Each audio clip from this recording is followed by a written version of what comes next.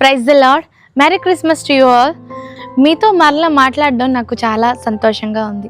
ఎందుకంటే దేవుడు తాను చెప్పిన మాటలు నా హృదయంలో నుండి మీతో పంచుకున్నప్పుడు ఎంతో సంతోషం కలుగుతుంది.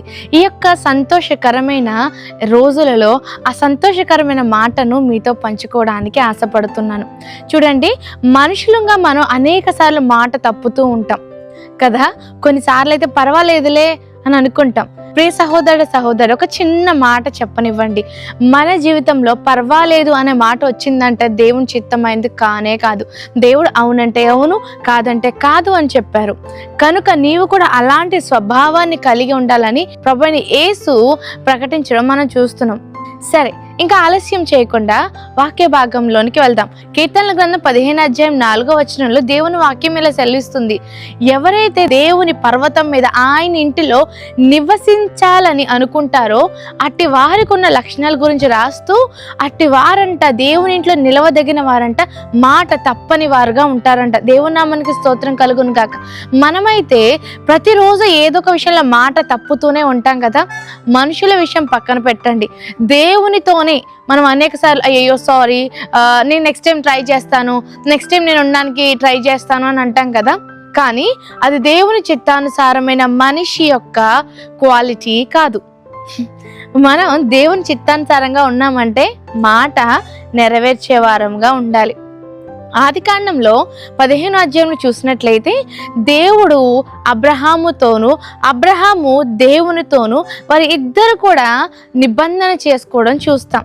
దేవుడు తన ప్రామిస్ని చేసేసిన తర్వాత, ఆయన మాట ప్రకటించిన తర్వాత, ఆ అబ్రహాము అడిగిన ఒక ప్రశ్నకి సమాధానంగా బలిని అర్పించడం గురించి కొన్ని జంతువులను బలి ఇవ్వమని చెప్తారు.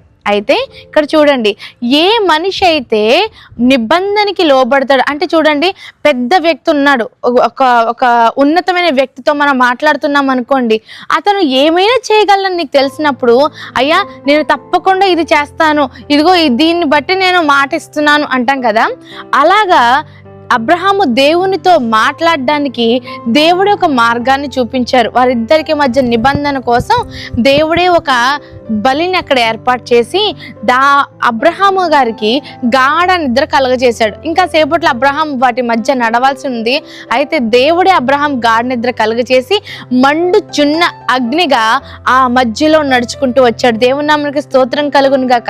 మనం ఎంత బలహీనులమో, దేవునికి ఇచ్చిన మాట మనం నెరవేర్చలేమని ఆయనకు తెలిసి మానవుని స్థానంలో, అంటే అబ్రహాము స్థానంలో తానే నడిచి వచ్చి ఏ మానవుని స్థానంలో అయితే తాను మాట ఇచ్చాడో ఆ మానవుని స్థానాన్ని ఆయన తీసుకొని మన పాపాన్ని, అనగా మనిషి దేవునితో నిబంధన చేసి ఆ దారి తప్పిపోయిన క్రమంలో దేవుడు తానే ఆ శిక్షను భరిస్తూ వచ్చాడు. అదేంటండి అని అంటారేమో.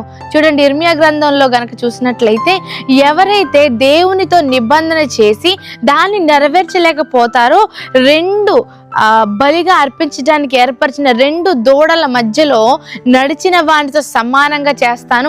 అంటే ఈ నడిచిన వాడు కూడా మాట తప్పితే బలిగా అర్పించబడిన దూడతో సమానం కాడు, చచ్చిన వాడితో సమానమని వాక్యం సెలవిస్తుంది. మనిషిని చచ్చిన స్థితిలో ఉండనివ్వని ప్రభువు తానే నరరూపిగా దిగివచ్చి, మనిషి తప్పిపోయాడు కదా, మనిషి ప్రామిస్ నిలబెట్టుకోలేదు కదా, అందుకోసమని తానే మన స్థానంలో చనిపోవడానికి భూమి మీదకి వచ్చాడు. ఈరోజు చూడండి, మనం మాట తప్పిపోయాం, కానీ దేవుడు మాట తప్పిపోలేదు. మన బలహీనతలు తెలిసిన దేవుడు మన స్థానాన్ని ఆయన తీసుకొని ఆయన స్థానాన్ని మనల్ని నిలబెట్టాడు. నిజమేనండి, ఏదైనా తోటలోనే కోల్పోయాం కదా, దేవుని ఎదురు నిలబడడం కూడా కదా, ఆయన పేరు మన నోటి ఎత్తడానికి కూడా అర్హత లేని సమయంలో ప్రభువే మనకు అర్హతను దయచేశారు. ఈరోజు మీరు ఆ విషయాన్ని జ్ఞాపకం ఉంచుకోండి. మాట తప్పే స్థితిలో ఉన్నట్లయితే ఇంకా ప్రభువు నీ కొరకు చేసిన దానిని, ఆయన వచ్చి నీ కోసం చేసిన ఆ గొప్ప కార్యాన్ని నువ్వు అపహాస్యం చేస్తున్నట్లే. దేవుని సహాయాన్ని కోరుకుందాం, దేవునికి కట్టుబడి ఉందాం, దేవుని ఎదుట ప్రమాణం చేసిన దాన్ని నిలబెట్టుకునే వారంగా ఉందాం. అటివారే దేవుని ఎదుట నిలబడగలుగుతారు. దేవుని సహాయం మనకు అందరికీ దయచేయబడును గాక. ఆమేన్. ప్రార్థన చేసుకుందాం. గొప్ప తండ్రి, నీకు వందనాలు చెల్లిస్తున్నాను ప్రభువా. ఇంతవరకు నీవు సహాయం అనుగ్రహించి మమ్మల్ని బ్రతికించినందుకు నీకు వందనాలు. మాట తప్పే స్థితిలో ఉన్న మమ్మను ప్రభువా నీ కొరకు ప్రత్యేకపరుచుకున్నందుకు స్తోత్రములు. మాట ఇచ్చి నెరవేర్చే దేవుడవు తండ్రి. మీరు మా మధ్యలోనికి వచ్చి మీరే మాట నెరవేర్చి నీ ఎదుట నిలబట్టకు శక్తిని సామర్థ్యమును మాకందరికీ అనుగ్రహించినందు బట్టి స్తోత్రం చెల్లిస్తూ అయ్యా, మా ప్రాణాత్మ దేహములతో ప్రభువా నీ సన్నిధిలో మమ్మల్ని మేము అప్పగించుకుంటూ నీ చిత్తం అంతే మా జీవితంలో నెరవేరే వరకు మమ్మను అయ్యా దాటిపోవద్దని వేడుకొంచు. యేసు నామమున అడిగి వేడుకొని ప్రార్థన చేస్తున్నాను తండ్రి. ఆమేన్. ఆమేన్.